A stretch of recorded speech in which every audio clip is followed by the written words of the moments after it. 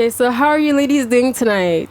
Great. Good. Everyone's in good vibration, good spirits? Yes. Well, I was glad to have you guys out tonight. So tonight I brought on these 5 great, amazing ladies that I feel like have been showing some boss-like qualities within the city, and that they're doing some great things in different departments that I feel like need to get exposure. So I brought out these 5 different ladies tonight that are killing it in the game, and I feel like, you know, more times guys, or not guys, people focus on women's appearances more than what we're doing. So today I want to show that, and like I said before, we have a brain instead of a body sometimes, so we just want to show that. So tonight I'm going to be asking these ladies some great questions and how they got here with their brand. So I'm going to start off with Healthy Beauty Contour, and I'm just going to ask you, why and how did you start your brand? I started my brand with the love of being an esthetician. Like, you know, watching my mom as a young age working hard, and just like woman empowerment, having the ladies come in, get their hair done, get their nails done. So as a young little girl, just growing up and watching my mom with that is the reason why I started my brand, just also with the love, and also like just catering to people. Self-care. Okay. And we also have the MVPLAB and also MVP Collection as well, no? Yes. Okay, so she's also in the building, and we also want to ask you, why did you start your brand, or how did you start your brand?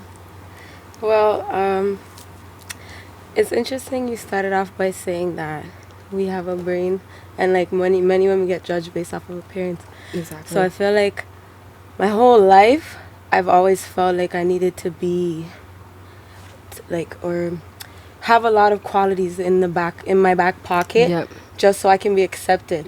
So I always tried to like do my own hair and my own makeup and make sure I look good and things like that when I was younger, ever since I was younger, just to fit in and have that approval, because I was like also the biggest kid in the classroom. So I just always felt judged. I always felt watched.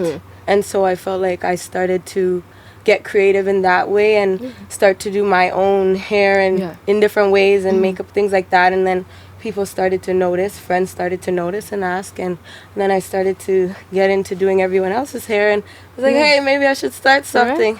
And then eventually I felt that my clients trusted my judgment with products and hair, especially because we're also used to ordering a hair online and things. So I just I felt like a collection of my own was necessary. So basically you used something that was like basically like a con for you at one time, and you turned into a pro basically for you. Like it's basically, sometimes you have hidden talents, but you just have to know how to use them, right? Because sometimes people might feel like, oh, like I guess you try to say that you began doing hair and everything because of all your disc qualities, but that was your talent before that anyway, so it just enhanced it, basically just brought it out. So I feel like that's kind of good that you kind of like, you know, got to see both sides of that. So now I have with me Pressed by Petite, and I also have YDDEVENTS with me as well, and I'm going to be asking them the same couple of questions, how they started, their highlights, and some difficult parts in their brand. So Pressed by Petite, why and how did you start your brand? Hi everyone, my name's Patina, and how I started my brand is pretty like, I don't know, it's kind of ironic and just really random, but due to the fact that we were in pandemic last year, I'm the type of person that gets my nails done every month, like as a self-care routine.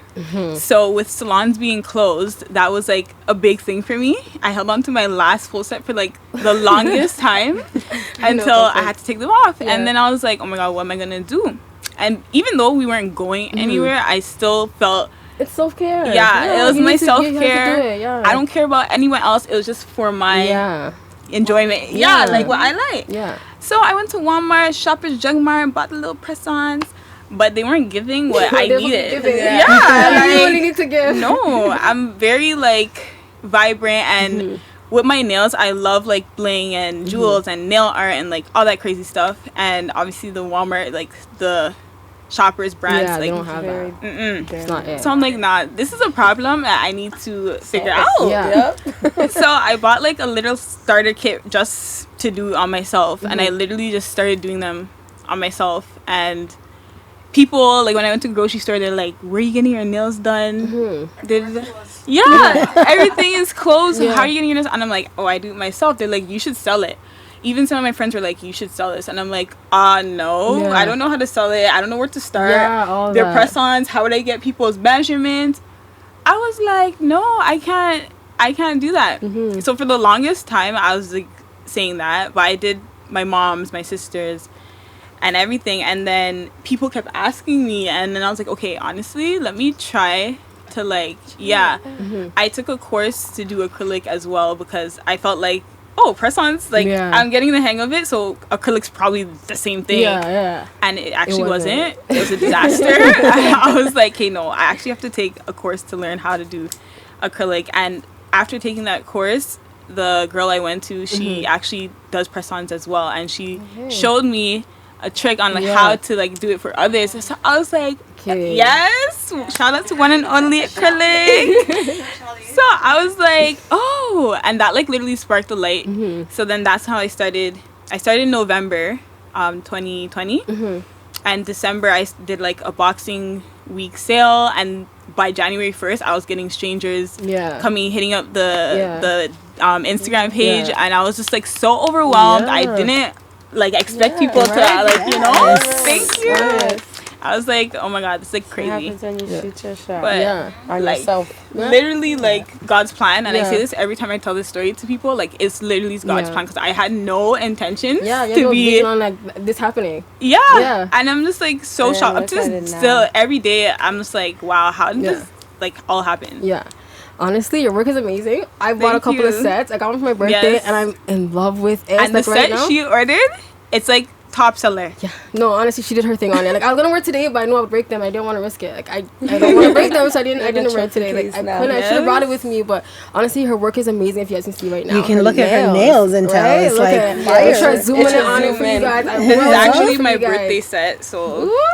Your birthday is crazy. It's coming up on Monday. Okay, well, happy birthday. We're starting from now. Happy celebrating Virgo season. Well, congrats on that. I'm so happy. And I also know that you opened up a store, right? Yes, I have my own studio. Yeah, so we'll get into that after. Get into some details after. So I'm going to ask Natalie, how and why did you start your brand? I started YDD Events because I was tired of my friends and family getting annoyed with my attention to detail.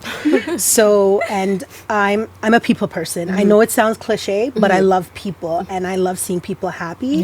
So I took my passion for people and events and decided to make it. So I make an event out of everything. I have St. Patty's Day events. Like if it's a day, I can make an event. It's a celebration, and that's what I do. And I also decided to use my event planning company to change the narrative for women like ourselves that are here, because we're all just seen as sex objects. And it's like, no, I'm a lot more than that. I have passion, I have purpose, and I'm damn good at doing anything that a man can do. And you're gonna recognize.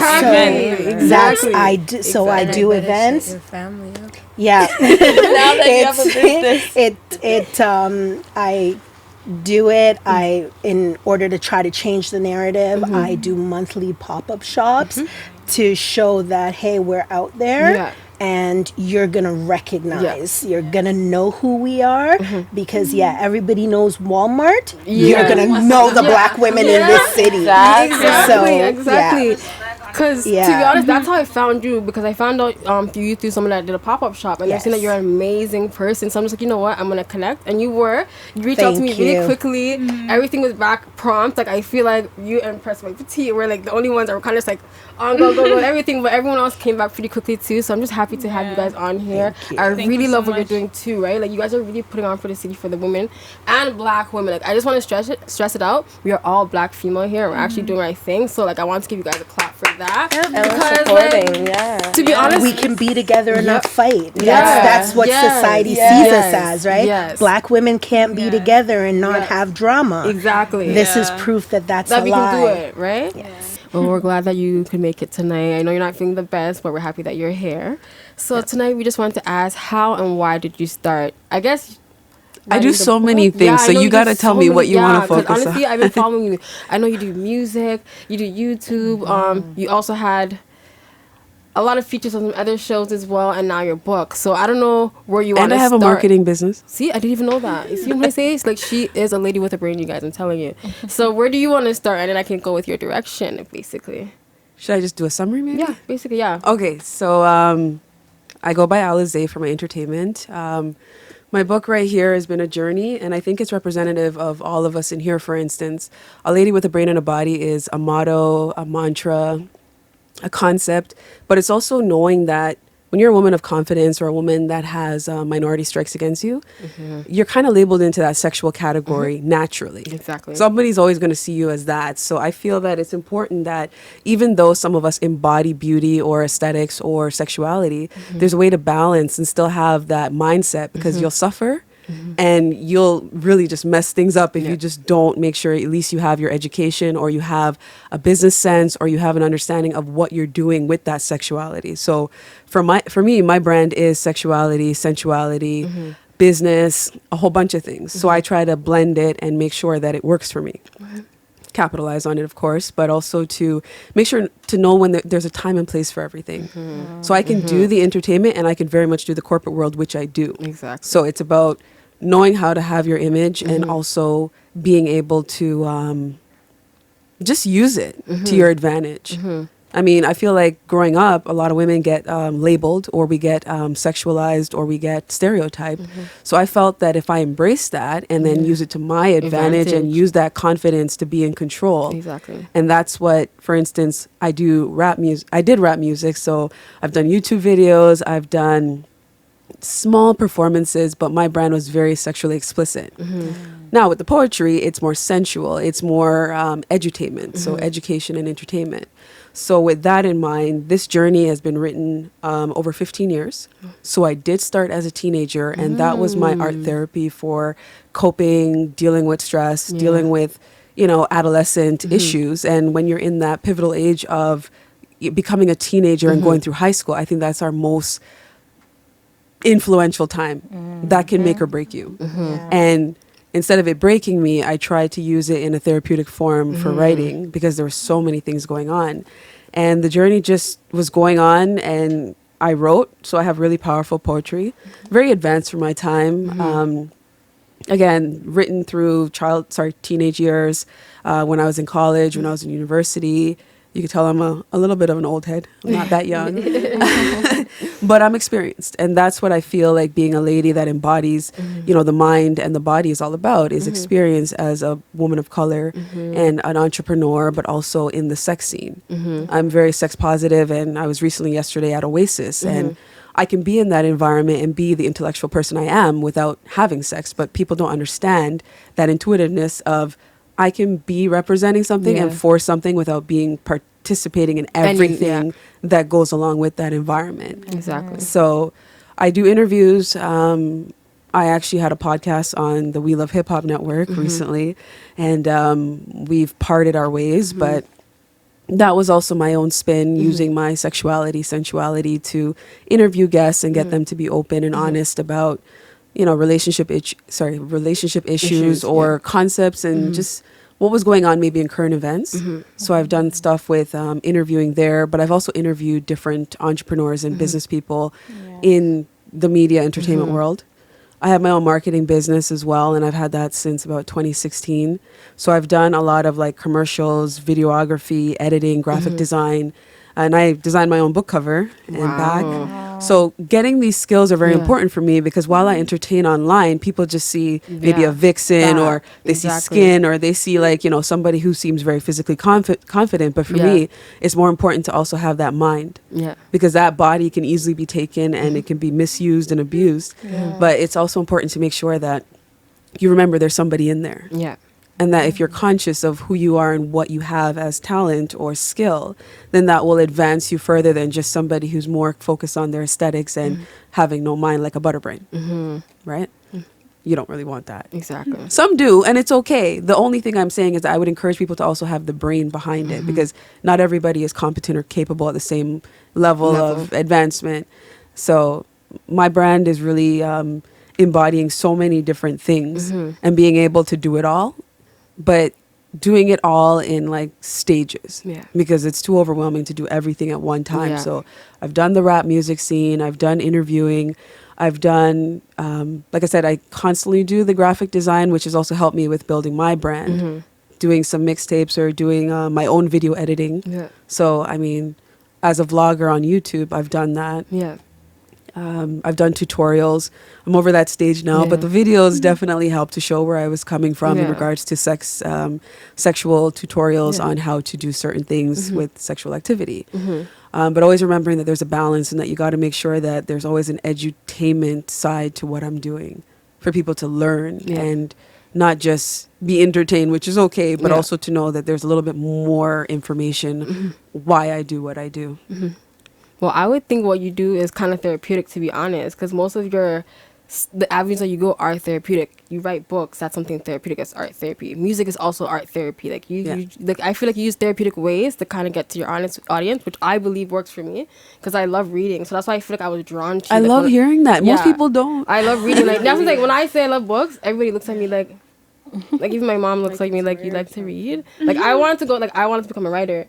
And my mom told me that's not a job. Like right out of high school, she goes, you can't do that's not a job. So like right in grade 11 to grade 12, I had to switch gears from one to write. I would say you can't look at it like it's a career. Yeah, that's what I try to tell like, but you know, but like your parents will look at it like, oh, that's not gonna get you anywhere. You can't go that avenue. But like you know, that's what I'm looking at you right now. Like this is actually therapeutic, especially for me to see someone like doing something like this and the avenues that you're going to. I think it's therapeutic in my sense. Like you know, it's something that's very smart and it's not seen like that. Like a lot of people that do sexual content or sexual education, sometimes they take different avenues. It's not really therapeutic. You know what I'm trying to say? So that's why I feel like what you're doing is really therapeutic in a sense. Like it actually is a take home, something that someone can actually go and reflect on. I feel like it's reassuring. I feel like a lot of girls who even may want to eventually end up like you wouldn't know how. Exactly. And there is no recipe for it. And I wouldn't even tell anybody try to be like me. You got to be the best of who you are, because I've gone through some shit. Stuff. I mean, I'm not just talking relationship. I mean, like even how this book came about. Like I had some sexual trauma that happened to me. And it took some soul searching and some counseling to really get to the root of why I started writing a certain type of way. And it was because of a trauma that I went through, and I was really depressed. And it was at that pivotal age. And my high school was very, very traumatizing because I was dealing with some stuff that happened. So I took a very negative and turned it into a positive. Not realizing that, you know, it took so many years. Yeah. And I mean, I looked up to people like Sister Soulja and Eric Jerome Dickey, and rest in peace, he just passed away, but we spoke. And that's a big thing for me because I actually wanted to get my book and be like, yo, as my role model, you know, and we spoke on Facebook and he liked my music and he liked things. So I appreciate that I got to speak with him while he was alive. And it was when I finished my book, I messaged him on Facebook and no answer. And I'm like, I didn't even know he passed until like, and then I cried. I lost it. I was like, oh my gosh. Like it hit hard, but see, I'm a little bit teary-eyed right now. Don't mind. But yeah, so that's meaningful to me to have people that inspired me to be unfiltered, to be raw, not just reckless and slack. Yes. I mean, like, it's a different type of confidence I see. Like I've seen. You can do that. Like we can, you know, girls can be, you know, dancers. You can be into the sex scene and stuff. But like there has to be almost like somebody going to the NBA. It's like, what's your backup plan if you have an injury? Right. What else are you going to do? And that's when you see endorsements and you see people get creative and try to do things. So for me, the advocacy is not to judge women and say, hey, you're doing that, or you're a sex worker, or you're this, that. No, I embrace it. I have a lot of poetry that is relevant and conceptual to a lot of different things. I even have a poem called The Stripper's Independence. You know what I mean? So there's different areas I tackle throughout this entire book, which is 100 and something odd pages, stemming from teenage years to early adulthood to, you know, wherever I am right now. But yeah, it's a span of conceptualizing thoughts, because some people are very impulsive. And a lot of us sometimes, based on our relationships or our situations, we just act. We get mad and we want to break things, or we are so extroverted. But for me, like I always internalized, and my writing started from a diary when I was like 7 years old. So I was writing from then. And then it just, I knew I was a writer from back then because I always used to write, and every single poem in this book is dated. So every time when I wrote a poem, I wrote the date like I was in school. Yeah. The So you can academic go in back me and is see it. just always there. Yeah. And it's unfortunate that also because I do sex work, positive stuff, or advocacy in the area of sex or anything entertainment, people have actually judged me and said that I'm too clinical how I speak because I'm very well spoken. And I don't take it for granted. I'm very educated. You know what I mean? So when I was in school, I had to use very academic language. You don't just undo that or unlearn that. I had to write academically. Yeah, and because I exactly. loved writing, Exactly. it's a passion. So sometimes you have to write a certain way, but you also have to communicate that orally. So when I, for instance, have done what I can do in different areas, there are people that will appreciate it and be like, wow, Black woman, you know, smart, educated, you know, also beautiful, and that is doing this. But then there's other people who get intimidated and think that I'm too clinically spoken, or, you know, you need to dumb it down for people, or you're too white. Yeah. I'm like, why can't a Black person be educated Yeah. without being prissy or Exactly. preppy Yeah. or Exactly. valley girl, Exactly. and just be who she is and just be Exactly. eloquent? Why can't we have that title? Why do I Yeah. have to be whitewashed, or why do I have to fight that battle? You know, and I'm cultured. I very, Sounds so white. What does white sound like? Yeah. you know what I mean? And that's the unfortunate part. And it's like, for me, I'm very cultured because I'm Ghanaian and Jamaican. And for me, being diverse in that area, it's like, for me, people don't understand the struggle is, where do you fit in? I'm Canadian born. And even I have poetry and not music, but I have poetry. Like, I have a poem called Jamaican Joy. And I actually made it into a dub poetry song with a producer in Jamaica. So I have a song for that. But that's also capturing my Jamaican side. And then I have a poem called Ghanaian Pride. And that was also me capturing that. But both communities are still very judgmental to me when I try to experiment in both. So if I'm already facing that social acceptance, or the not getting the social acceptance, then I'm kind of left to just be who I am. So therefore, I felt like that's what also helped in my diversity, to not feel boxed in, because I'm getting the fight everywhere. You know, so, and then again, you have shadeism. You have people that judge you. When I was trying to segue into the Ghanaian community, it was like people looked at me because I'm fairer skinned, that like they don't look at me as a traditional Ghanaian. And then the Jamaicans now, because I'm not fully with a patois and all of that, it's like, okay, I'm, you know what I mean? Or they just don't know where to categorize me. I've gotten all kind of things, but it's like how judgmental people are. And these are the things I conceptualize, like in the book, different experiences, talking about even social status, being a stereotype. Sometimes you can be, you know, a sexy woman or this and that, but you might live in a very ghetto area, or you might be, for instance, I'm from Malvern, but I don't look and sound like a Malvern girl. I was a teenage mom, and I remember once my son had an issue with his principal, and when we addressed it, she was like, "Oh, I didn't know you were so articulate. Wow. Why?" Slap in the face. Wow. She's like, "Well, because you had him when you were 17, but I'm still educated." Because it comes down to choice. She made a choice just like I did. And even if you go far, far left in your life, you can there's still time. Yes.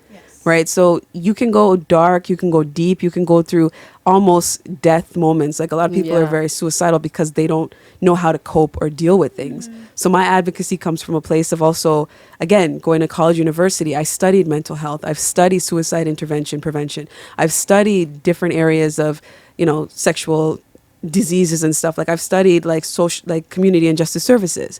You know, I majored in culture and expression. So a lot of the areas of what I studied kept me open-minded to not just think about the immediate stuff in front of me, but giving me that global mindset that global citizenship is important.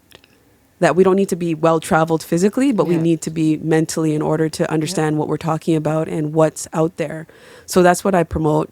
Anybody I collaborate with or work with, I like to make sure that people know what I stand for, and that, like, I do have a very open mind. So I also want to ask you, Healthy Beauty Contour, what's one thing you faced that you struggled with or disliked during your time making your business? I think with like just starting up with my brand, learning how to like properly money management and like balance like my life, my goals and household. So like for me, just like that was like the most difficult thing. But once like I started getting into it and writing down like what does certain things cost, then I was able to like flip my business into making more money. And do you feel like high school or school prepared you to be financially like ready for all of that kind of stuff? Like, do you feel like you kind of were behind because you didn't know how to financially budget all of high school and stuff like that? I feel like high school growing up did not teach us Prepare the you, yeah. tools that we needed Yeah. to even become an entrepreneur. Exactly. Like, you know, just to being a boss. They didn't teach us that. Like Exactly. certain classes that they could have taught us, like careers and what was the civics? Yeah. Like careers and civics should have been a damn like Yeah, it's you a need to be a 0.5 boss. credit, yeah. Yeah, 0.5 credit, but You like don't it learn wasn't anything. enough. Yeah. Like I used to take that class as a joke. Yeah. Legitly, and I'm pretty For sure a lot of real. people who's growing up Yeah, it's an easy credit. in the Jane area, like it's just an easy class. Yep. Like you Yeah. didn't even need to stay in the class fully. Yeah, you The did it. teachers You could weren't just come in actually there for like trying 10 to teach you minutes, something. get checked in, Yeah. you know, understand what's the job and leave and go home and do your homework and Exactly. you still be passing the class. Yeah, no, for real. It's true. It's true. It's Now true. I think the curriculum has changed. Hopefully I'm praying, and if not, I'm gonna be teaching my kids anyways. You have to be financially Yeah. prepared, right? Yeah, exactly. I agree with that. Okay, MVPLAB, what do you think was the hardest thing or most difficult aspect of building a brand or business?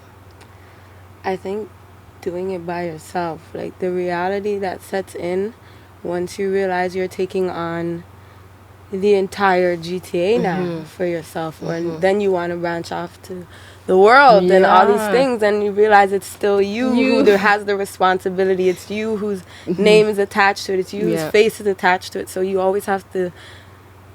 You just feel pressure. It was a different pressure that I felt, but I also feel like that was also it was challenging. It was exciting that I finally had, like, I felt like I had my own fate in my hands, and so it scared me, but it scared me into becoming who you somewhat are. successful. Yeah. I like to think I'm somewhat successful. Well, with I it. think you are. I think you're doing Yeah. pretty well for yourself, especially at your age right now. Like, you're doing really well. I feel like I should commend you on very that. Like, you're much. doing Thank something you that's very really much. big. Like, yes. And, like, you know, a lot of girls sometimes, like, they have it in their head, but they haven't put it to light yet. You put it to light and you're actually, like, succeeding. You have clients. You have people that are coming back. So, like, you know, you should commend yourself. You should give yourself a real, like, pat on the shoulder for that. You're doing amazing. I think you're doing well. Women empowerment. Right? Because what was one major, I guess, dislike or difficult part of building a brand for both of you guys? The hardest part. Me go first? Go ahead. Okay. For me, it was setting boundaries. Doing it from my home, since it was work and home in one, I felt like I was mixing everything, and I would work like all till 4 a.m. Yeah. Just because it's like Yeah. downstairs. Yeah, So why yeah. not just finish working on this? And plus, since I didn't want clients to come to my house, I was doing a lot of mobile, like Drop-offs and dropping everything. off, getting sizing kits, sending their shipment, and it's like people, they don't really work on your time, and it was just really time consuming. And me setting boundaries, because I want to cater to everyone and accommodate them as much as I can. So I have a problem with kind of saying no. No, so you just say So yes. I literally just do it and just cry after. Yeah, Yeah. yeah. Like, oh my god! And my boyfriend's always telling me, like, all you have to do is say no. No. Like, you Easier did this said to than yourself. done. And I'm Yeah. like, no, but like I No. want to accommodate so that way, it's not that you easy. know. It's not. It's So setting boundaries, but now because I have the studio, it's can do that. easier for me to do so, because if I'm not there, I'm you have not hours, there. Like, you simple, know. yeah. But I'm still working on it, because if someone comes last minute, I'll try my best to Yeah. squeeze in. No matter how busy I am, I Yeah. still try. Yeah. But you know, I need to learn how to like set the boundaries so I don't overwhelm Yeah. and stress myself. Yeah, yourself, you exactly, know. yeah. Well, don't worry, you'll come with, as the business goes, you'll learn how to, definitely will. so yeah, you'll learn it, you'll learn it. Natalie? That's exciting. For me, it was a combination of the family support as well as setting boundaries. I was constantly underselling myself because my family was not very supportive. It's like, oh, wedding planning, Yeah. event planning, That's like not it. yeah, that's not it. There's Yeah. nothing. Like No, people yeah. plan their own weddings. Yeah. Yeah. Because of that, I found I was doing a lot of things for free. So I would be throwing bi-monthly ladies nights. Yeah. And one of the things that people love with doing my events is that everybody leaves with a loot bag. Yeah. Right? A lot of pop-up shops, it's first 25 people. For me, it's everybody. You walk in my get door, one. that's support. I'm rewarding Yeah. you. So, but that's all coming out of my My pocket, pocket, yeah. right? So I was always on the losing end. Yeah. Again, I don't see it as a loss, Yeah. but for me, it was about setting those boundaries where, oh, can you do this party for me? Sure. But I was still buying your stuff. I was paying for your decorations, basically. and it was difficult. Yeah. And I have lost friends Yeah. and stuff because of it. because I decided to say Set no, the boundary. Yeah. but then I realized those aren't the friends. Yes, I was gonna say those are not your exactly. You know, Exactly. it's they. I heard a phrase once that not everybody that is for you is good for you. Exactly. And that's what I had to learn. So I that agree with that that. was my I agree. challenge. That's very real. I agree with that one. I agree with that Yes. one still. Because I had, like, to be honest, I had a lot of friends that use my services too. This is my, like, right now, one of my friends is on here for like 15 plus years. She's been my friend from like middle school. And she uses my services a lot, but like she also promotes me. So like if I offer her free service, I know that she's going to promote me to the For sure. fullest. Like, Yes. I know it's going to be on every social media, everything I Yeah. can think of, because that's the kind of friend she is. But like, we just have to like cipher through those friends sometimes. But thank you ladies for that, and I hope that you guys will enjoy the rest of the night. I'll ask you guys some next questions. And what's one difficult thing that you faced so far? I think in regards to women empowerment, one of the most recent things, and sexism, I've dealt with that a lot. And I try to challenge it because I don't let it become a barrier to me. It's more like a speed bump. So I just go over it lightly. I don't look at anything in front of me as a full block. So I've had people challenge me and try to see the worst come out of me, or try to belittle me and, go against what I stand for. Because I take criticism and I can take judgment. And it's a matter of, I'm transparent like that. I'm not going to be insulted at face value. But when people go in and they start like hating or disrespecting me, especially females, it comes from an area of uncertainty, and it comes from an area of them not liking themselves. So recently I, for instance, worked with some females, and just to see how they behaved. Behavior is key. And on a psychological level, I can see that the hate or the dislike was coming from them not being confident and comfortable within themselves. Because what I do doesn't really give a lot of room for hate. Because I'm very accepting of all communities and all walks of life. So when I'm very confident with what I speak about or what I do, that can be intimidating. So for me to understand somebody not liking my articulation or education or my sense of self, because they think that because they're limiting themselves because of what they know and where they're coming from, I don't look at that as something to look down upon. I'm more supportive, and I wish people would just open up to me or let me be that person to like guide them instead of finding me a threat and then now making it like a battle, like we're warring against each other. So that would be sometimes, I think, one of the biggest things. And then being over sexualized, where people don't realize I'm a real person. And I have to explain to them that I am. So Alizae, and I want to ask you, what is a highlight that you had so far in your brand or your business? a highlight is being able to inspire people, to being able to be real. Because I think sometimes with sexuality and branding, a lot of people see me as superficial. They see a lot of the daring, bold things that I do and think that, you know, the assumptions they have in their mind are the reality. People think I'm like giving head on the block all the time, or they think that I'm doing sexually explicit things left, right, and center, like I don't have my own life. So when I can be in person and when people meet me or see me, whether they're a fan or just somebody that wants to engage, it makes me happy knowing that they know that I'm down to earth and that I'm a real person and that I don't gatekeep. People can DM me, and more times than not, they'll get a response. So I like to be realistic. And my brand is very realistic of me. So I'm very much about what I talk about or what I do, but there's levels to it. Yeah, I can definitely see that for you. Honestly, okay. And then the last question I have for you both is, what was a good highlight? So a major highlight for you over the course of your brand. So something that stuck out to you the most. You can start first. I think I truly, like, I get a feeling when my clients are so satisfied with their finished looks. When, like, even today I said I came from a wedding. She had never even done a wig before. So her reaction, it gave me goosebumps. Yeah, like, I almost cried. Like, that, I actually, like, those are the things that makes, it reminds me of why I love doing this. Like, I actually love doing hair. Like, it brings me back to my high school days where I looked in the mirror and I was like, ooh, green, blonde. Let me just, it's exciting. It is exciting. And I feel like the challenges that come over time where you will kind of feel like, is this worth it? You question it, or you feel a lot of that pressure and or maybe some doubts. It's just like the reactions from my loyal clients, or the people who just are excited to be in my chair and are excited to experience what I do. It's like, oh yeah, like this is great. This is really great. So I feel like that's what keeps me going, honestly. The excitement from my clients, the appreciation is really what it is. Yeah, well, it's good to know that you're excited too, because when you have a hairstylist, like, to be honest, when you have anybody that's that driven about your brand,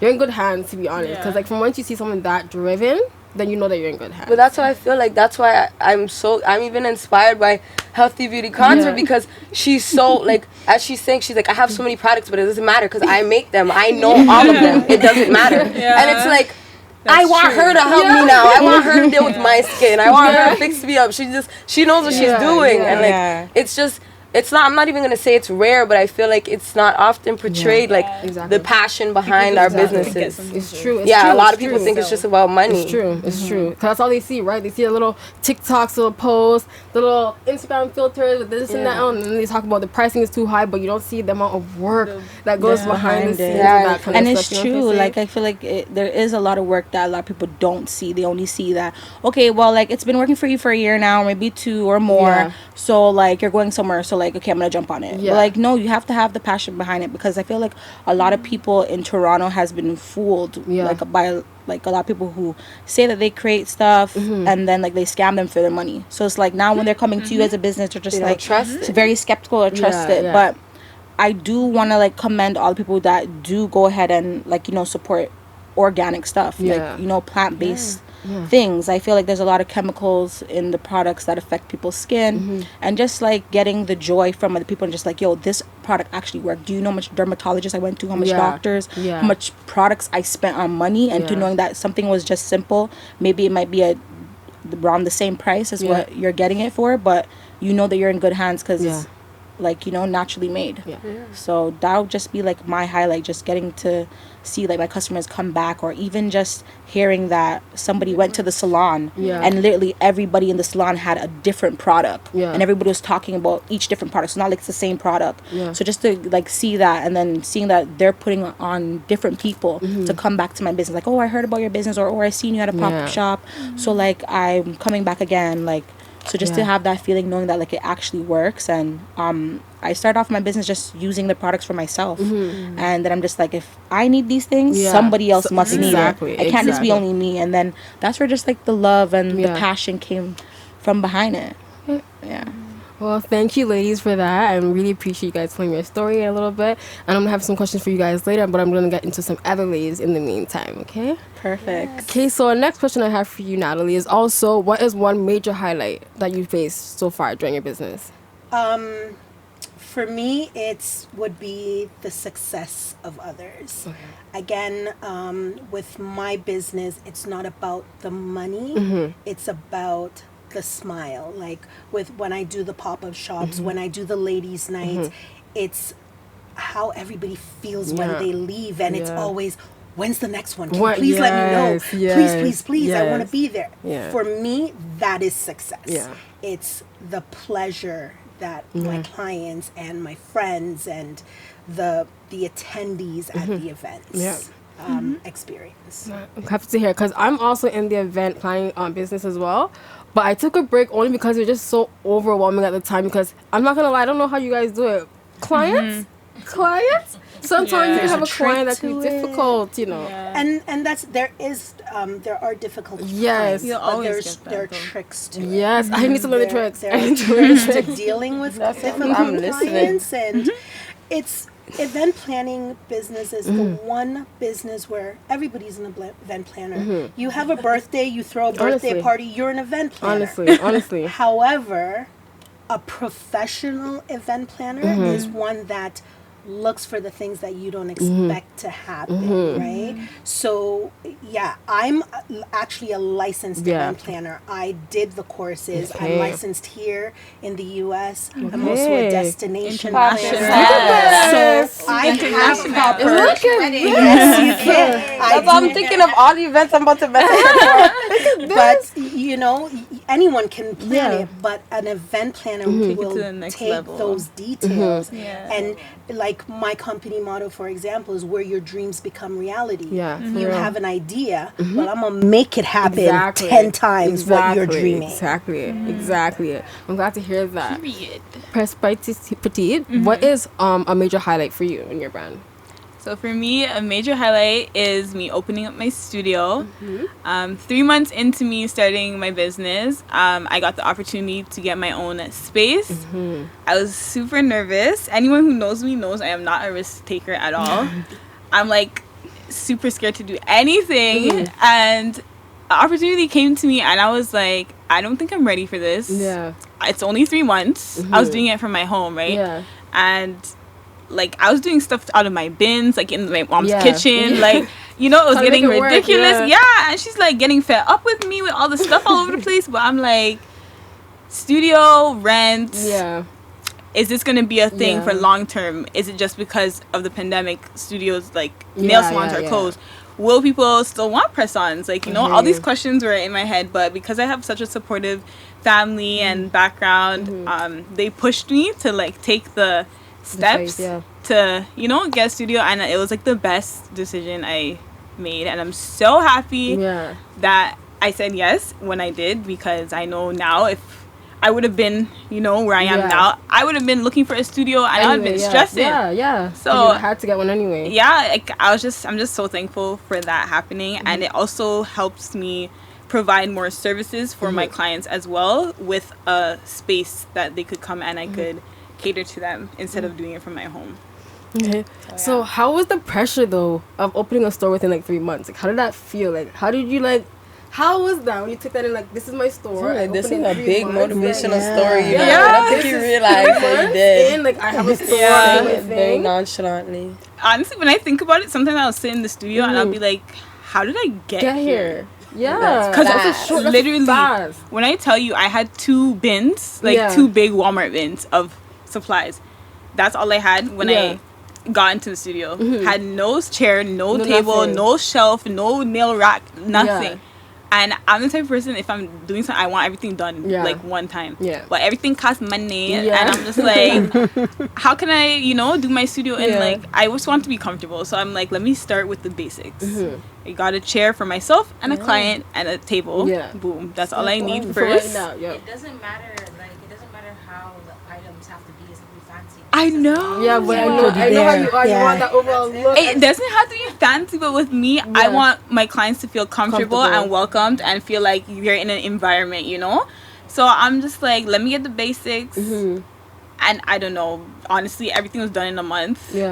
Got shelving. Wow. So now we just need to do your big launch. Right? We do a big launch. Right? You know? Icing. This is connecting. Networking. It's a big launch. We do a big grand opening. Party. No one has to know that it was opened already. Right? It's your big launch. We get and the one good thing about businesses with storefronts, especially now too with the election is Monday, but then the provincial elections are coming up. You're doing a grand opening, your MPP is gonna be there, right? So you will get that media recognition as well. I didn't know. I don't know all of this. So recognition. Reach out to your MPP. Trust me, they want your vote. They're gonna come. And the space that I'm in, there's actually 7 of us Black-owned businesses as well, females. In that plaza thing. It's literally it's like a shared space, and there's like 7 different rooms, and we all offer different things. I do my press-ons. There's also other nail techs. There's a body contouring, waxing, eyelashes, hairstylist. You know what I'm trying to say? This so and like women. It's so awesome because like our unit is so relaxing, and it's just, you know, when someone's client comes, we could just introduce them to other clients, and we literally bounce clients off each other. That's how it's supposed to be, right? It's supposed to be supportive like that. Well, congratulations on that. I'm so happy you opened up your store. And we're gonna stop here for today. Hopefully you guys will tune in for part 2 with these boss ladies. We will be coming back to you guys with a lot more questions because I have a lot more things to ask Alizae that I feel like we haven't touched the surface yet. A lot more questions for you and the avenues that you're gonna be taking, and all the ladies as well. So just make sure you guys tune in and that you guys be watching this video as well, and that you guys can see what these girls have behind the scenes that they have been doing in the long run the whole time. So just make sure you guys stay tuned, and I hope that you guys enjoy this video. Thanks for watching, guys. Hi guys. Hey. Tonight was such a blast, and we definitely enjoyed this, a little preview of this book. Hopefully you guys will go and check it out and get one yourself, and just stay tuned for more stuff with Alizae, guys. Follow all these boss ladies. All of us. They've leveled up, guys. They've leveled up. Yeah. And make sure you pick up a copy so we can all be ladies with bodies and brains. Right?